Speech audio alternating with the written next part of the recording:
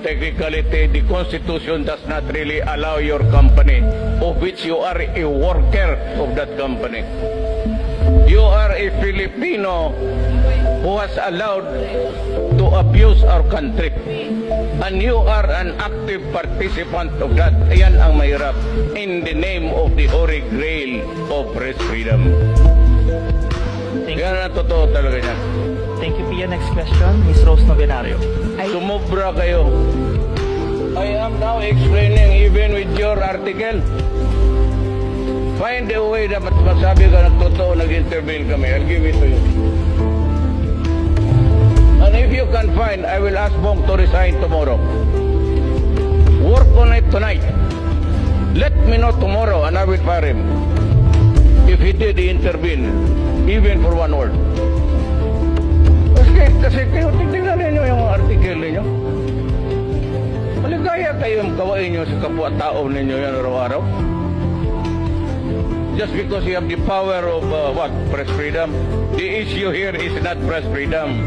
The way your masters, the elite, yung may-ari niyan, and you are not even constitutionally allowed to go into the media with the pretext of yung depository. What kind of a salam of which is that?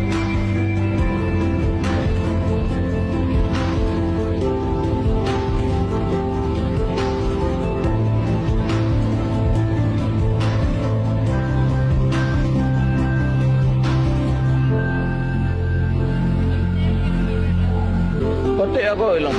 You're not only throwing toilet paper, you're throwing shit at us. Hi, sir. Good evening. Mubra kayo. Talaga. Sir, good evening po. Yung amo mo, anong kaso niya?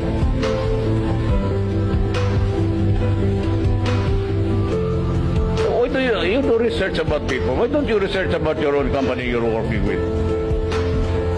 It's known to be a group of companies Lopez before. They borrowed billions from itong bangko na DBP. They never paid. You know what happened at the end of the day? It was condoned by the powers because they are the elite. Yan ang ano. Dapat kayo ang kalaban ng mga komunista, hindi kami. Inquirer. How long did you hang on to that goddamn Mylong? 50 years. Nag-expire na lang, they were continue collecting the rentals there when it was no longer theirs, money of the people. Tapos ang sabi, poverty and poverty, sulat, it's poverty. Kayo ngayon ang nagdakawan dyan. It's not a question of press freedom.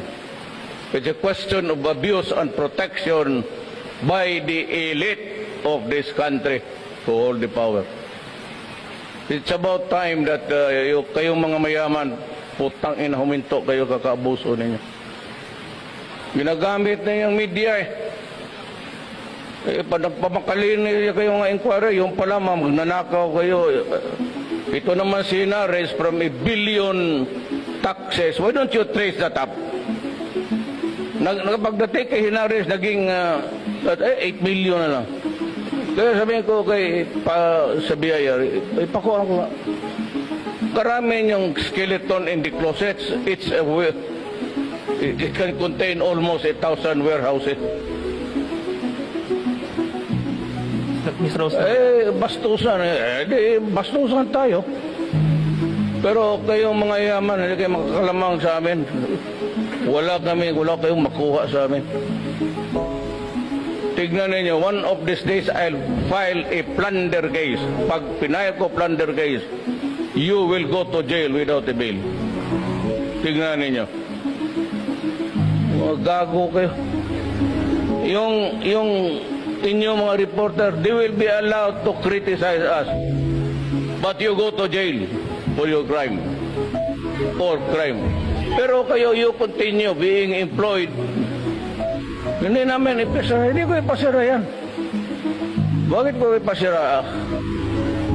Hindi ko kilala yung Putangin ang sick na yan. Puro Aquino yung trabahante dyan. Bakit daw kami ang curtailment of press freedom? Katagal na ninyo naglumilitse sa amin. Kitain na nga, tinatapon ninyo sa amin. Kayong pa kayo magsabi ng curtailment of press freedom?